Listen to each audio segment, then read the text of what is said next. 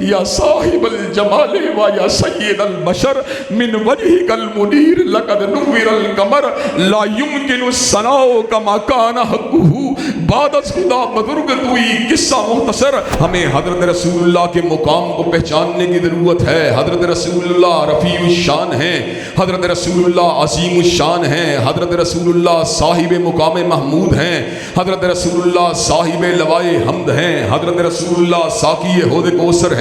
حضرت رسول اللہ شاف رود محشر ہیں, حضرت رسول اللہ بدر الدجا ہیں, حضرت رسول اللہ شمس الضحیٰ ہیں, حضرت رسول اللہ جناب بشیر ہیں, حضرت رسول اللہ جناب نذیر ہیں, حضرت رسول اللہ جناب مدثر ہیں, حضرت رسول اللہ جناب مزمل ہیں, حضرت رسول اللہ جناب عاقب ہیں, حضرت رسول اللہ جناب حاشر ہیں, حضرت رسول اللہ امن کے لمبردار ہیں, حضرت رسول اللہ جہاد کے لمبردار ہیں, حضرت رسول اللہ رب کے حبیب ہیں, حضرت رسول اللہ پیغمبر جلیل ہیں, حضرت رسول اللہ امام الاولین ہیں, حضرت رسول اللہ قائد المرسلین ہیں, حضرت رسول اللہ اشرف الانبیاء ہیں, حضرت رسول اللہ خاتم النبیین ہیں, حضرت رسول اللہ کی نظیر نہ ان سے پہلے کبھی آئی نہ ان کے بعد کبھی آ سکتی ہے. حضرات گرامی قدر, آپ کے مقام کو پہچاننا, آپ کی شان کو پہچاننا اور اس بات کا عقیدہ رکھنا کہ مدد الدہور وما اتینا بمثلہ ولقد اتی فعجزنا عن نظرائہ, کہ مدتیں بیت گئیں مگر کالی کملی والے جیسا کوئی نہیں آیا. اور جب کملی والے آقا آگے اس بات کا اعلان کر دیا گیا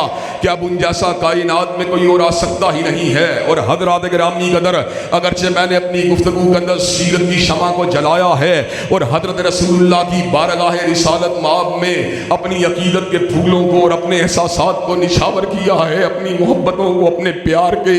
دیوں کو آپ حضرات کے سامنے جلایا ہے, اپنی والہانہ عقیدت کو آپ حضرات کے سامنے حضور انور کی ذات اقدس کے حوالے سے بیان کرنے کی جسارت کی ہے, کوشش کی ہے. لیکن حضرات گرامی قدر, میرے ذہن کے اندر یہ خیال ہے میں ناتواں ہوں, وہ عظیم الشان ہیں, میں کمزور ہوں, وہ امام الاولین والآخرین ہیں. ان کی سیرت کا ذکر تو محدثین نے کیا, ان کی سیرت کا ذکر تو علامہ شہید نے کیا, ان کی سیرت کا ذکر تو مولا میر نے کیا, ان کی سیرت کا ذکر تو وکیل اسلام نے کیا, ان کی سیرت کا ذکر تو ابن تیمیہ نے کیا, ان کی سیرت کا ذکر تو ابن قیم نے کیا, ان کی سیرت کا ذکر تو ابن کثیر نے کیا, ان کی سیرت کا ذکر تو ابن ہشام نے کیا, ان کی سیرت کا ذکر تو مورخین نے کیا, مفسرین نے کیا, تابعین اعظام نے کیا, صحابہ کرام نے کیا, حسان ابن ثابت نے کیا. اور حضرت اقدس کے بارے میں ان کے چہرہ پر نور کے سامنے اس امر کا اعلان فرما دیا, واحسن منک لم ترکت عینی واجمل منک لم تلد النساء,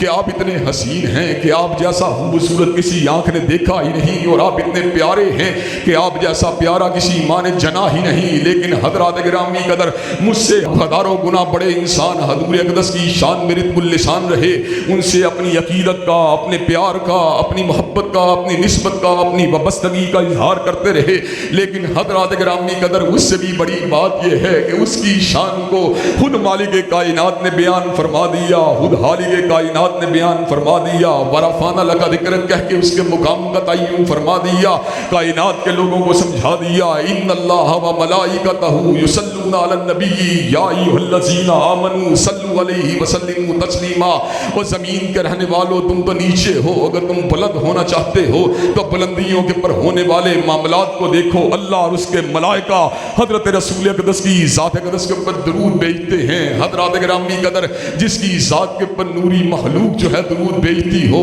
اور ان کا خالق و مالک درود بھیجتا ہو, حضرات گرامی قدر وہ ذات اقدس کتنا بلند ہوگی. حضرات گرامی قدر, چنانچہ ہمیں اس بات کی معرفت کو حاصل کرنا کہ حضور اقدس کائنات میں سب سے بلند ہیں, یہ بات انتہائی ضروری ہے. اگرچہ ہم حقیقت میں ان کے مقام کا تعین نہیں کر سکتے, لیکن ایک بات تو سمجھ سکتے ہیں کہ یا صاحب الجمال و یا سید البشر, یا صاحب الجمال و یا سید البشر من وجهك المنیر لقد نور القمر لا يمكن الثناء كما كان حقه بعد از خدا بزرگ توئی قصہ مختصر. اس بات کا تعین تو کر سکتے ہیں کہ روئے زمین کے اوپر سب سے اوپر مالک کائنات کی ذات ہے, اور مالک کی کل خدائی میں سب سے اوپر مصطفیٰ کی ذات ہے.